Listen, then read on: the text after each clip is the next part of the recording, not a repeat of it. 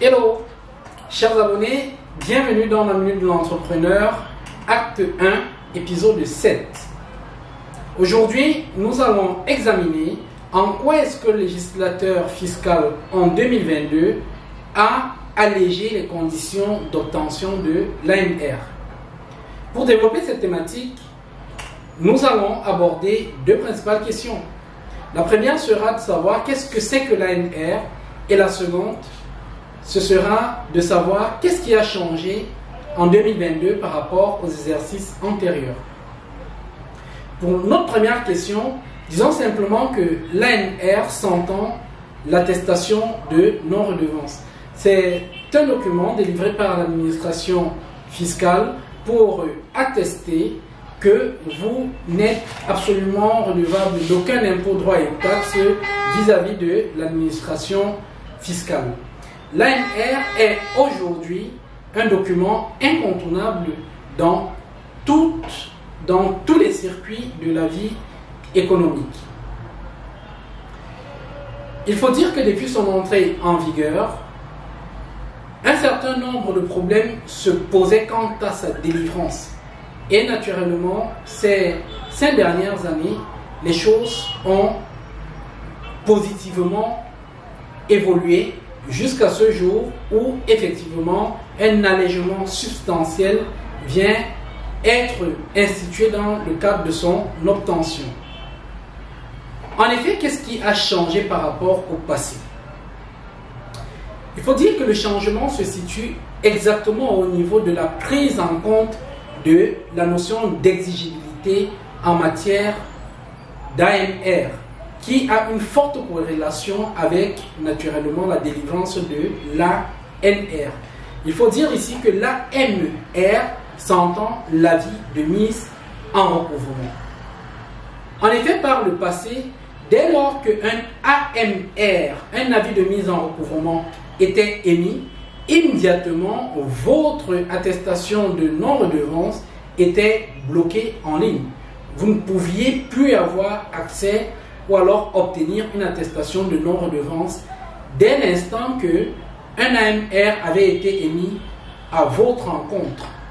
Et ça posait effectivement un énorme problème parce que en matière d'AMR, la notion d'exigibilité prévoit que donne au contribuable 15 jours pour pouvoir régulariser sa situation ou intenter un contentieux lorsque l'AMR est émis à la suite d'une déclaration ponctuelle non accompagnée de moyens de paiement ou encore qu'elle est émise à la suite d'une taxation d'office. Vous avez à partir de l'émission de l'AMR suite à une déclaration non accompagnée de paiement ou à une taxation d'office un délai de 15 jours pour pouvoir régulariser votre situation. Dans cet intervalle, vous pouvez, jusqu'à l'épuisement de ce délai, avoir à éditer ou alors obtenir votre attestation de non-redevance. Ce délai, naturellement, est porté à 30 jours si l'avis de mise en recouvrement est émise à la suite d'une notification de redressement.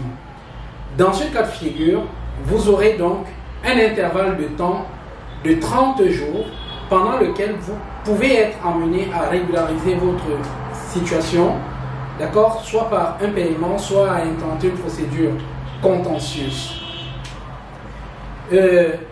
Naturellement, vous pouvez donc comprendre que en tenant en compte la notion d'exigibilité de l'AMR, d'accord, en ce qui concerne la délivrance de l'AMR, le législateur a effectivement allégé substantiellement et amélioré substantiellement les procédures administratives, et naturellement alléger les procédures administratives qui sont tout à fait bénéfiques pour l'agent économique. Donc, voilà à peu près ce que nous pouvons dire concernant l'allègement intervenu en 2022 sur l'obtention de l'AMR. Chers abonnés, nous vous remercions de votre fidélité. N'oubliez pas de nous laisser un commentaire si cette vidéo vous a été utile. Likez et faites le max de partage afin de nous aider à développer davantage notre chaîne et à concevoir pour vous des vidéos beaucoup plus intéressantes. Rendez-vous au prochain épisode et dans l'intervalle, portez-vous bien. Au revoir.